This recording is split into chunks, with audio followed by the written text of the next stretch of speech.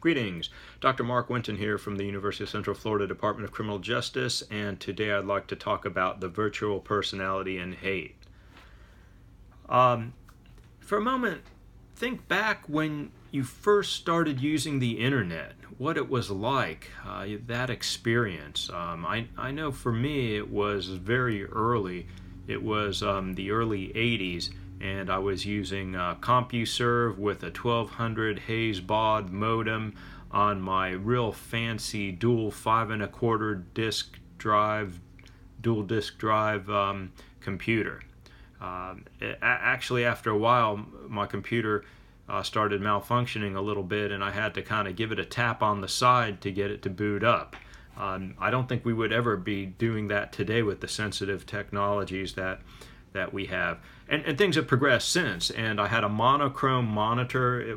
Basically you had green letters, and there were no photos, no pictures. You did have bulletin boards, and that was basically it. And so things have changed dramatically, and I think a lot of us who've been around the internet for at least the last dozen or so years have seen some tremendous changes in complexity, in interactions, in the dissemination of information, the amount of information, the amount of misinformation. So we've seen a lot, and for our purposes here, what we want to think about is how the online environment relates to hate speech and also hate symbolism, hate threats, and the encouragement of behaviors related to hate crimes. So we want to ask, what are the effects? And so in this video, I'm going to probably spend more time talking about some general theoretical considerations rather than get into specific case studies of hate crimes online, and there certainly are plenty of those.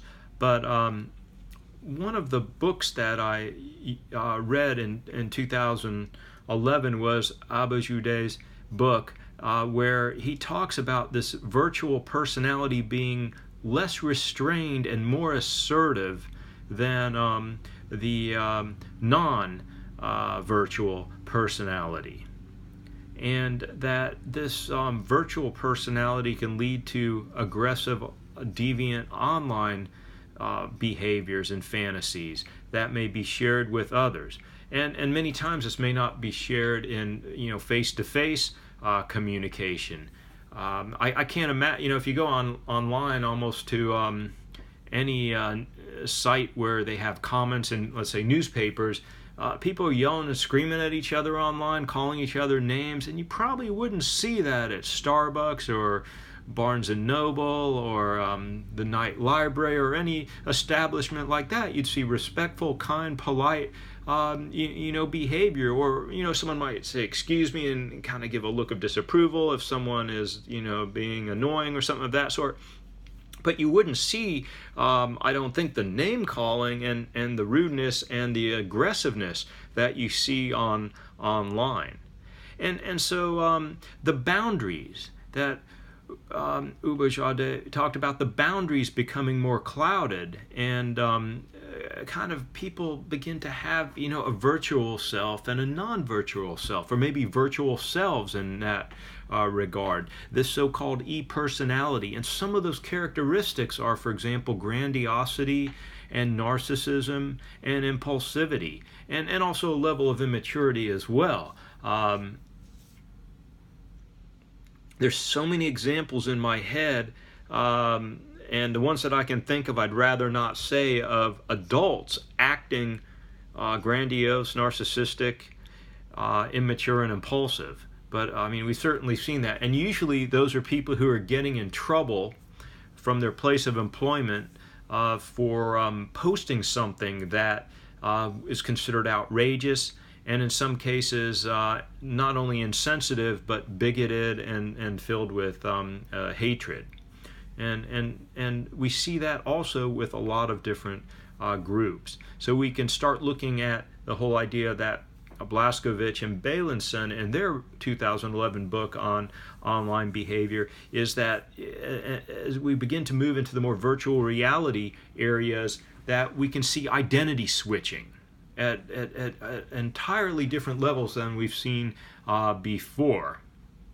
And so thinking about different social roles that people play. I mean, anyone can make a YouTube video and act like an expert in any particular area, whether they are or not. And so, of course, we always have to evaluate what's good information versus misinformation or dangerous information.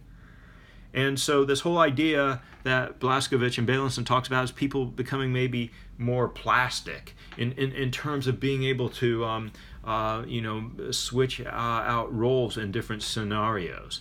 And even some of the research on virtual reality has shown that people can begin to believe or take on some of their actions, their online actions, of their virtual selves. And in fact, in one study, Segovia and Beilenson demonstrated how using an avatar they could implant a false memory in children. And also we may ask, well, how do we know what's going on out there? And one of the books that I looked at back in 2011, August and Gadam's book, Billion Wicked Thoughts, just had an amazing methodology on how to conduct research and looking at online aspects. And so I think even though they focused on what people search for related to sexuality, I think we could use that model and their ideas and their techniques of analysis to study hate online. So there's some really good models out there as well. In their study, they said, and to quote them from page 175, forbidden acts have a very special power to arouse. And I'm beginning to think in the sense, why they focused on sexuality, I'm thinking that that hate groups and hatred and aggressiveness online may have that excitement factor that's discussed in your textbook. That excitement factor of hate and also the dangerousness surrounding it may be attractive to some people. So we're still trying to work out how that virtual self develops and how it maintains and changes and some of the effects that may occur from the online environment. And then Post, McGinnis, and Moody in 2014 in an article talked about a new phase of virtual hatred. And they talked about the virtual community of hatred and the lone wolf terrorist and wolf packs. And they talked about this fifth wave of terrorism, social media inspired revolution. And so in other videos I've talked about on terrorism, I've talked about, for example, rep reports for waves and so on. But here we get this social media inspired wave, which is relatively recent, that hate groups are able to connect with those that are isolated or lonely, and they develop this virtual community, and this can allow for a radicalization process completely online. So this is an area really that we need to expand our attention and research. And the authors talk about different types of terrorists, but we also could apply this to different types of hate groups in general. They talked about the lone wolf, and on page 321 they talk about the lone wolf as an individual who acts independently in response to the ideology of a larger terrorist group or network without specifically belonging to the organized terrorist group or network. And they can do that online. They can do that totally online.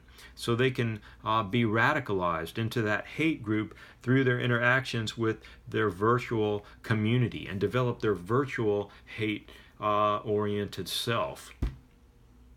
So that is something to take a closer look at. And then in the four types of lone wolf terrorists that they talk about glory seekers, hero worshippers, lonely romantics, and radical altruists. And so glory seekers are doing what the name implies, that they have dreams of seeking glory. And we can see how some of that has materialized in the online environment. So have hero worshippers, that they identify with the leaders in the group and they become part of that cause. And the lonely romantics want to become part of that group for the connections, basically, the relationships. And then the radical altruists have moral outrage and are extremely angry. And again, while the authors are applying this to lone wolf terrorists and terrorist groups, I think it's very relevant to apply to hate groups as well. What can we analyze? Pink and her colleagues in 2016 talked about this in her book, and some things that we can look at in studying virtual selves are experiences, the feelings people have, or the behaviors or practices they do. Also the objects, the things that are presented, whether that be clothing or jewelry or symbols or particular signals that are portrayed.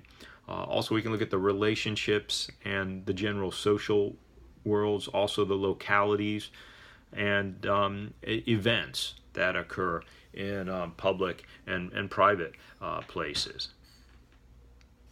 So what does the future look like? I mean, I've just really touched on some basic areas here related to virtual selves, virtual personality. It's very complex and very difficult to predict what's going to happen. You know, and starting to think about how do we assess the change in hate fantasies or interactions or behaviors. And Turkle, in her book in 2011, on page 160, she says, our online selves develop distinct personalities. And this leads to a risk that we have in treating others in depersonalized manners. And, you know, what do you think? What do you think? Again, I think that's a very strong, important statement. Our online selves develop distinct personalities. And so that is something that we have to utilize bring in our theories and our research methodologies and all our strategies and techniques is how to study, hate online and the development of hate groups and the maintenance and what leads to people who act out in physical violent ways and people who encourage violence and versus people who discourage violence and encourage peaceful interactions and behaviors.